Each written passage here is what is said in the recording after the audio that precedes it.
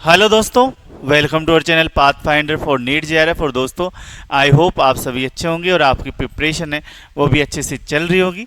जैसा कि आप सभी जानते हैं, हम एक सेशन लेके आ रहे हैं जिसमें आपको डेली रिकॉर्डेड क्लासेस है वो प्रोवाइड हो रही है, जिसमें हम ज्योग्राफी के इम्पोर्टेंट कॉन्सेप्ट को सॉल्व करते हैं, समझने का प्रयास करते हैं, जिससे आपकी एग्जाम में आने वाले क्वेश्चंस डायरेक्ट आपके बनेंगे इन क्लासेस से, ठीक है, और आपको बहुत ज़्यादा बेनिफिट होगा। तो हमने बहुत सारी क्लासेस ले ली है। ये जो क्लास रहेगी उस क्लास में हम अध्ययन करेंगे जलवायु विज्ञान के दो शब्दों का, जो बहुत बार आपके एग्जाम में देखने को मिलते हैं। और ये दो शब्दावलियाँ क्या है, एक तो है डोलड्रम वाली पेटी और दूसरा है अश्व अक्षांश, कि ये कहाँ पे बनती है, इनका क्या महत्व है और इनको इस नाम से क्यों जाना जाता है। तो इन चीज़ों के बारे में आज हम अध्ययन करेंगे। आई होप आपको ये क्लास अच्छी लगेगी। अच्छी लगे तो आप निश्चित रूप से कमेंट करके जाना, लाइक करके जाना। अगर कुछ समझ में नहीं आए तो पहले बोल देता हूँ, वो भी बताते जाना, जिससे वो क्लास या वो सुधार है मैं नेक्स्ट क्लास में आपके लिए प्रोवाइड करा देंगे, ठीक है। तो चलिए हम प्रारंभ करते हैं कि डोलड्रम क्या होता है और अक्षांश क्या होता है। साथ ही इस सीरीज से जुड़े रहना। 1000 से ज़्यादा जो ज्योग्राफी के कॉन्सेप्ट है जो बार बार आपके एग्जाम में आते रहते हैं, उनको हम इस सीरीज में सॉल्व करेंगे, ठीक है।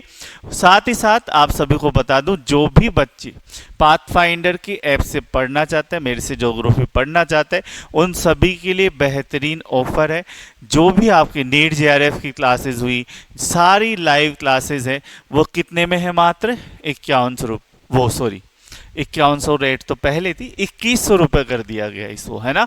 आप अदर इंस्टीट्यूट से पढ़ते हो तो बहुत महंगी महंगी कॉस्ट में पढ़ते हो, वो से भी अच्छी क्वालिटी, बेहतरीन क्वालिटी के साथ आपको मात्र 2100 रुपये में लाइव क्लासेस मिलेगी। उसके अलावा अगर आपको रिकॉर्डेड क्लासेस चाहिए सभी चीज़ों की, तो 999 रुपये में अवेलेबल रहेगी, ठीक है। और इसमें क्या क्या आपको मिलेगा वो भी मैं आपको बता देता हूँ। आपको मिलेगा क्लास का वीडियो, जो तो मिलेगा ही मिलेगा, उसके साथ साथ बोर्ड पीडीएफ, नोट्स वाली पीडीएफ, टेस्ट मिलेगा, टेस्ट की पीडीएफ जिससे आप प्रिंट करवा सकते हो, और टेस्ट का सॉल्यूशन। ये सारी चीज़ें हम आपको प्रोवाइड करवाएंगे, ठीक है। और ये सारे आपको, जैसे मैं उदाहरण से आपको समझाऊं कि आपका कौन सा आपकी यूनिट है सिलेबस के अनुसार। जैसे यूनिट है आपकी 2 क्लाइमेटोलॉजी,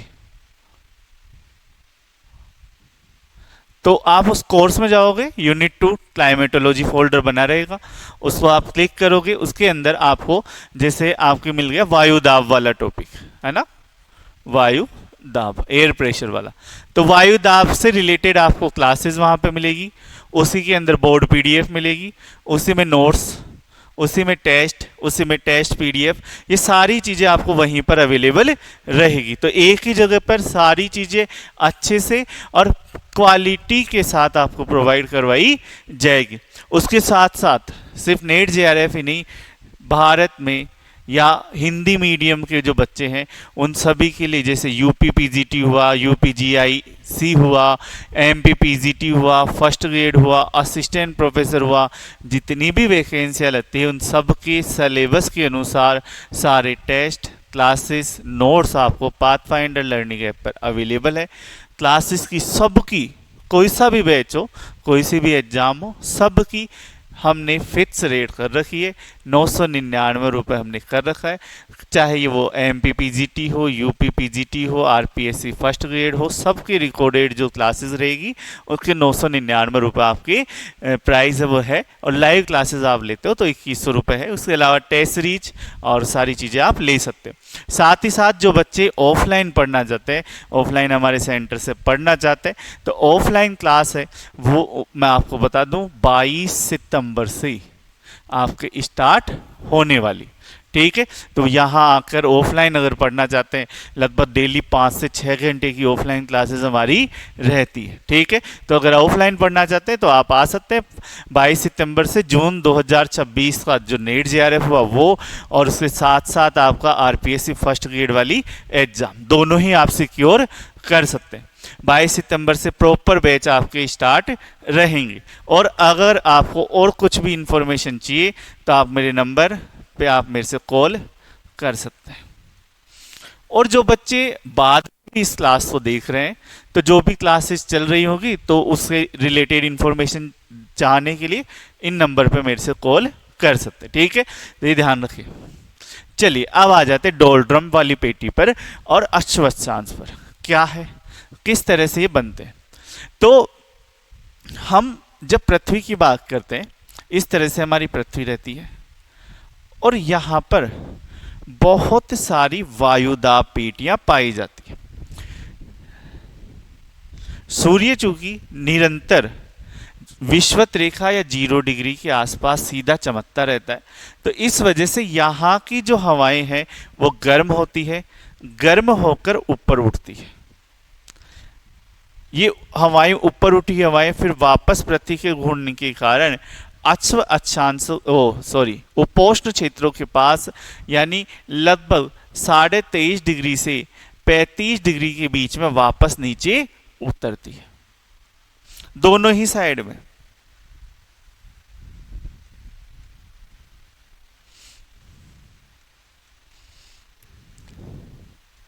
समझे या नहीं समझे? तो जहां इसको अगर मैं सीधी लाइन में समझाऊं आपको इस तरह से, 0 डिग्री के पास निरंतर हवाएं क्या उठेगी, ऊपर उठेगी। ऊपर हवाएं उठने की वजह से, और ऊपर क्यों उठ रही है, क्योंकि सूर्य का ताप आ रहा है, तापमान आने की वजह से ये गर्म हो रहा है क्षेत्र, गर्म होने की वजह से हवाएं गर्म होती है, ऊपर उठती है। और ऊपर जब हवाएं उठती है तो यहाँ हवा क्या है, चलती नहीं है, क्षैतिज पवन है वो चलती नहीं है, और यहाँ पे लो प्रेशर वाला क्षेत्र हो जाता है। तो नीचे क्या बनता है, यहाँ पर लो प्रेशर, निम्न दाब बनता है। क्या बनता है, लो प्रेशर वाला क्षेत्र बनता है, क्योंकि हवा चल नहीं रही, ठीक है, पवन है वो चल नहीं रही। अब पवन चल नहीं रही तो ये क्षेत्र कैसा हो जाता है, इस न्यून दाब वाले क्षेत्र को, जहां पवन नहीं चलती है, जहां कोई दिशा नहीं होती है पवन की, उस क्षेत्र को अपन बोलते हैं डोलड्रम वाला क्षेत्र। किस नाम से जानते हैं, डोलड्रम वाला। अब हम ये नाम क्यों दिए, क्योंकि यार जब ये नाम पड़े अश्वत्थांश, डोलड्रम, तब एक ही चीज दिमाग में थी कि जब नाव चलती है तो नाव यहां से आगे नहीं बढ़ पाती, ठीक है। और नाव को बढ़ने के लिए क्या चाहिए, जहाज जो चल रहे हैं, ये मैं डायग्राम लेके आया हूं, देखो। अब ये जहाज आगे कैसे बढ़ेगा, जब इस पाल से हवा टकराएगी, लेकिन यहां तो ऐसी क्षैतिज हवा चलती ही नहीं है, यहां हवाएं क्या हो रही है, ऊपर जा रही है, ठीक है। और ऊपर जा रही है तो ऊपर जलती हुई निम्न दाब का क्षेत्र नीचे पड़ जाता है, तो यहां जहाज क्या है, घूमने लग जाते हैं। तो इस कारण इस पेटी को अपन किस नाम से जानते हैं, डोलड्रम वाली पेटी के नाम से जानते हैं। तो ये पेटी कहां पे मिलती है, शांत पेटी होती है, ये निम्न दाब वाली पेटी होती है। कौन सी होती है, निम्न दाब की, लो प्रेशर वाली, ठीक है। 0 डिग्री के आसपास 5 डिग्री उत्तरी और 5 डिग्री दक्षिणी अक्षांशों के बीच में पाई जाती है, ठीक है। यहां हवाएं क्षैतिज रूप से नहीं चलती है, ये आप ध्यान रख लेना, इस वजह से ये डोलड्रम की पेटी होती। अब निम्न दाब का क्षेत्र होता है। अब जब हवाएं ऊपर उठ रही है तो निश्चित रूप से संवहनीय धाराएं बनेगी, संवहन होगा, हवाएं ऊपर उठेगी, संघनन होगा, संघनन होगा तो बादल बनेंगे, और बादल बनेंगे तो वर्षा भी होगी। तो ये जो डोलड्रम वाला क्षेत्र है, वहां रोज आपके दोपहर 3 बजे बाद 4 बजे के आसपास मूसलाधार वर्षा होती है, ठीक है। ये भी इसकी एक विशेषता है कि डोलड्रम वाली पेटी में रोज आपके 3 बजे बाद 4 बजे के आसपास मूसलाधार वर्षा आपको देखने को मिलती है, ठीक है। तो ये भी क्षेत्र है। अब ये जो हवा है, ऐसा तो है नहीं बाहर चली जाएगी, ये पृथ्वी के घूर्णन की वजह से वापस नीचे उतरती है, और जब नीचे उतरती है तो अश्वत्थांशों उपोष्ण अक्षांशों के पास उपोष्ण कटिबंध क्षेत्र में नीचे उतरती है 30 डिग्री से 23.5 डिग्री के बीच वाले क्षेत्र में।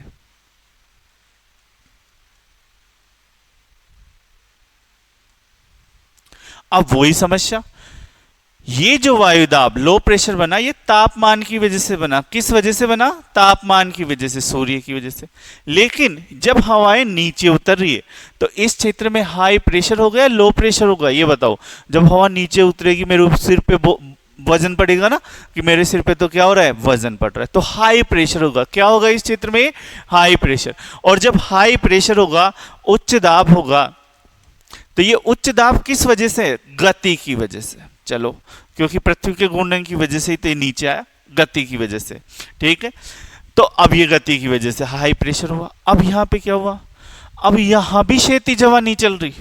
अब नाव मुझे चलानी है आगे, तो नाव ये ऐसे होती है, देखो इस तरह से नाव होती है, आप सबने देखी होगी, है ना। और नाव के ऐसे पाल बंधे हुए रहते हैं, तो इन पालों से हवा आके टकरानी चाहिए, तब नाव चलेगी ना आगे। अब यहां भी हवा नीचे आ रही है और यहां ऊपर जा रही है। ठीक है, अब यहां जब हवा नीचे आ रही है तब भी नाव नहीं चलती। तो ध्रुवों से मैं आया आगे से, और इस क्षेत्र में आते ही मेरी नाव है वो चलना बंद कर दी, जहाज मेरा चलना बंद कर दिया। तब जो यूरोपीय लोग थे जो व्यापार करते थे, भारत आ रहे थे, अफ्रीका जा रहे थे, ऑस्ट्रेलिया जा रहे थे, उनको क्या लगा कि यार यहाँ पे तो मैं गड़बड़ फंस गया। अब फंस गया तो निकलूं कैसे? तो वहां उनके पास क्या थे, जैसे पुराने जो अंधविश्वासी लोग भी थे, तो उन्होंने क्या बोला कि इस क्षेत्र को क्या चाहिए? बलि चाहिए। अब बलि देने के लिए मेरे पास क्या है? तो पहले नाव में घोड़े भी रखते थे और सारी चीजें भी, तो उन्होंने उस क्षेत्र में क्या डाल दिए? घोड़े डाल दिए समुद्र के अंदर। अब जब घोड़े डाल दिए तो नाव हल्की हो गई, जहाज मेरा हल्का हो गया। हल्का हो गया तो जब मैंने उसको चप्पू चलाया तो वो आगे बढ़ गया।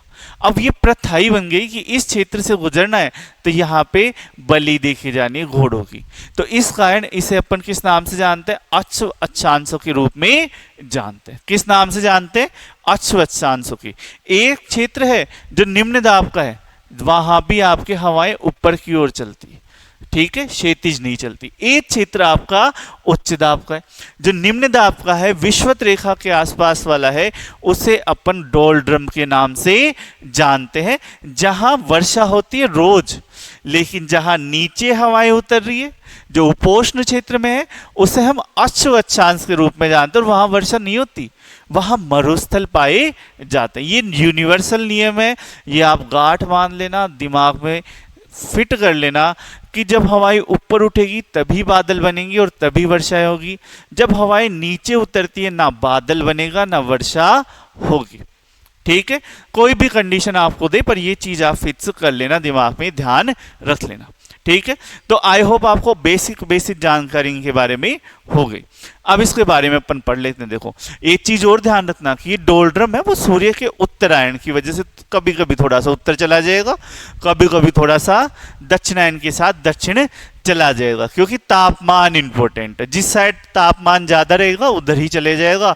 और तापमान किससे प्रभावित होता है? सूर्य के उत्तरायण और सूर्य के दक्षिणायन से प्रभावित होता है। ठीक है, तो डोलड्रम क्या होता है? पृथ्वी की भूमध्य रेखा के दोनों ओर 5 डिग्री अक्षांशों तक निम्न वायुदाब की मेखला पाई जाती है, जहां वायु के ऊपर उठने से क्षैतिज वायु संचरण की गति अत्यधिक क्या हो जाती है? मंद हो जाती है, वातावरण शांत हो जाता है।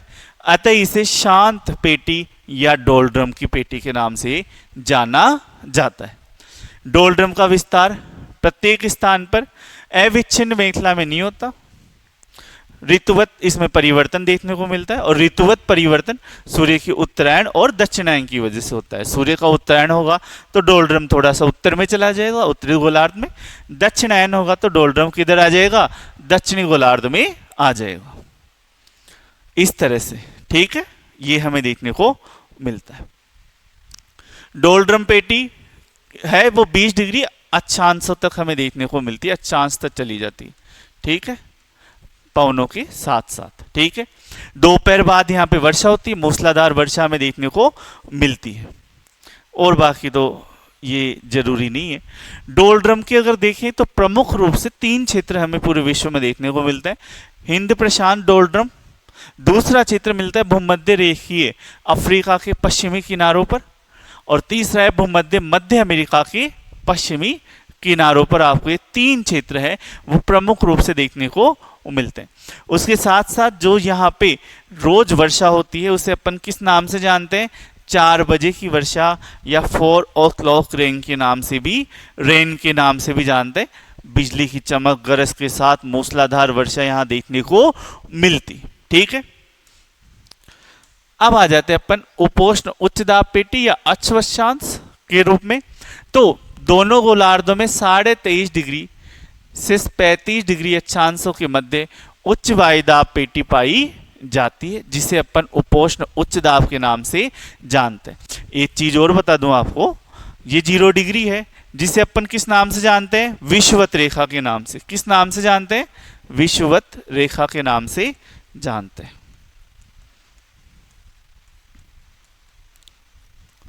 और ये जो 23.5 डिग्री है, इस 23.5 डिग्री उत्तरी अक्षांश और ये 23.5 डिग्री दक्षिणी अक्षांश। सूर्य का उत्तरायण दक्षिणायन इधर ही होता है।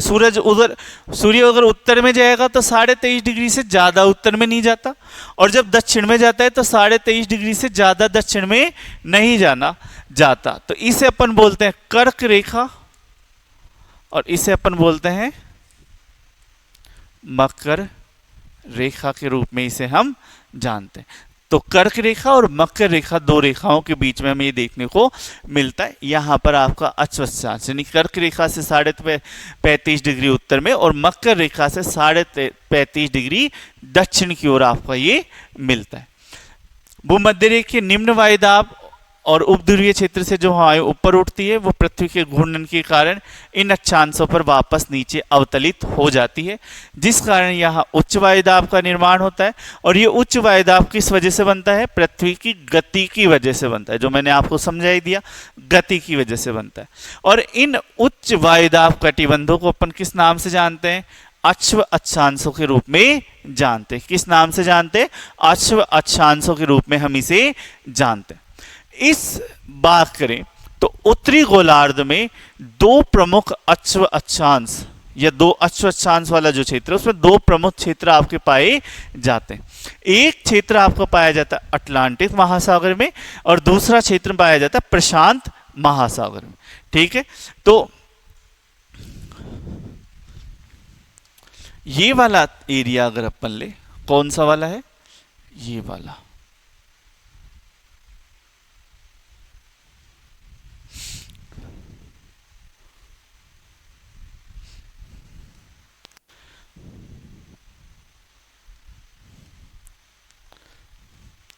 तो ये जो क्षेत्र पाया जाता है और एक क्षेत्र पाया जाता है ये, तो ये अटलांटिक महासागर में, ये प्रशांत महासागर में।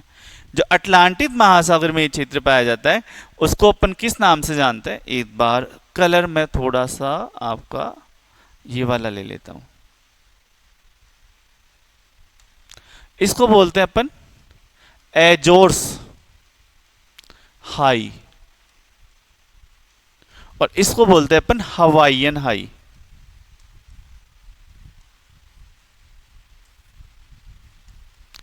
तो ये 2 क्वेश्चन भी आपके बनते हैं कि एजोर्स उच्च दाब कहां पाया जाता है? उत्तरी गोलार्ध में, अटलांटिक महासागर में, यूरोप के पश्चिम में पाया जाता है या अटलांटिक महासागर के पूर्व में पाया जाता है। और हवाईयन हाई है वो प्रशांत महासागर में, उत्तरी गोलार्ध में पाया जाता है, प्रशांत महासागर के पूर्व में या अमेरिका, उत्तरी अमेरिका के पश्चिम में ये पाया जाता है। उच्च दाब वाले ये क्षेत्र है। ठीक है, कौन से क्षेत्र है? उच्च दाब वाले क्षेत्र मिलते हैं जो इनमें ज्यादा उच्च दाब पाया जाता है, जिस वजह से हम इनको स्पेसिफिक हमने इनके 2 नाम दे दिए, एजोर्स हाई और दूसरा क्या नाम दे दिया? Hawaiian high. ये भी क्या है? उच्च दाब वाले अश्व अक्षांश वाले ही क्षेत्र है। ठीक है, तो आई होप आप सबको ये सारी चीजें क्लियर हुई होगी, सारी चीजें समझ में आई होगी। और डिटेल से अगर जानना है और डिटेल से पढ़ना है तो आप निश्चित रूप से हमारे कोर्स वो ज्वाइन कर सकते हैं। बिल्कुल मिनिमम प्राइस में अफोर्डेबल क्लास है और क्वालिटी की आप चिंता ना करें, आपके साथ समक्ष में डेली प्रस्तुत होता ही रहता हूँ, तो ठीक है। और अगर आप लाइव क्लासेस लेना चाहते हैं तो 2100 में, रिकॉर्डेड क्लासेस लेना चाहते हैं तो 999 में। टेस्ट सीरीज भी अवेलेबल है, टेस्ट सीरीज भी अगर आप ले सकते हैं तो ले सकते हैं।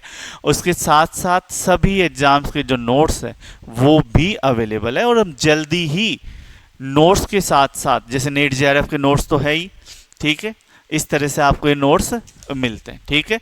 तो प्रॉपर 18 बुकलेट्स आपको मिलती है, जो पूरा सिलेबस है उस सिलेबस के अनुसार प्रॉपर नोट्स आपको मिलेंगी। ये सारी व्यवस्था हम कर रहे हैं और एक ऐसा सिस्टम बना रहे हैं कि बच्चों को और कहीं भटकना ना पड़े, और धीरे धीरे हम नोट्स को डाउट फ्री करते जा रहे हैं, ठीक है। अब जो भी नोट्स आएंगे, जो भी नोट्स मैं लॉन्च करूंगा, आप उनमें देखना। साथ में मैं एक चीज़ और लॉन्च करूंगा कि अगर बच्चा एक भी गलती निकालता है तो उस बच्चे को, उस स्टूडेंट्स को जिसने नोट्स लिया है, उसको टेस्ट सीरीज में फ्री दूंगा, ठीक है। तो ये चीज़ भी आप देख लेना। लैब असिस्टेंट की जो बुक्स है, ये PYQ वाली बुक है, उसमें मैंने यही बोला है कि अगर एक भी अशुद्धि, एक भी क्वेश्चन आंसर में गड़बड़ अगर आप मुझे बताते हो तो निश्चित रूप से आपको टेस्ट सीरीज है वो फ्री दी जाएगी, ठीक है। तो ये सारी चीज़ें आई होप आप सबको अच्छा लगा होगा। अच्छा लगा तो कमेंट जरूर करके जाना, जरूर बताना, जिससे हमारा मोटिवेशन है वो बना रहेगा। अब आप देख लो 1000 से ज़्यादा वीडियो मुझे डालने, तो डालूँ, इसके लिए आप सबका ये सहयोग चाहिए कि मेरा मोटिवेशन बना रहे। और मोटिवेशन कैसे बना रहेगा? जब आपके अच्छे अच्छे कमेंट्स आएंगे, ठीक है। और जो भी डाउट हो, जो भी सुधार हो, वो सुधार भी आप जरूर से बताएं। साथ ही साथ जो बच्चे ऑफलाइन पढ़ना चाहते हैं तो ऑफलाइन बैच है, फिर से बता देता हूं, 22 सितंबर से आपका ये ऑफलाइन बैच स्टार्ट है। आप आ सकते हैं, ज्वाइन कर सकते हैं, सारी व्यवस्था हम करवा देंगे। और साथ ही साथ मेरे नंबर पे आप मेरे से संपर्क कर सकते हैं। और जो बच्चे बाद में देख रहे हैं तो टेंशन ना लें, मेरे से संपर्क कर लें, है ना। डेली आपके 5 घंटे से ज़्यादा की क्लासेस यहाँ पर होती है, ठीक है। चलिए दोस्तों, आई होप अच्छा लगा होगा सबको। धन्यवाद।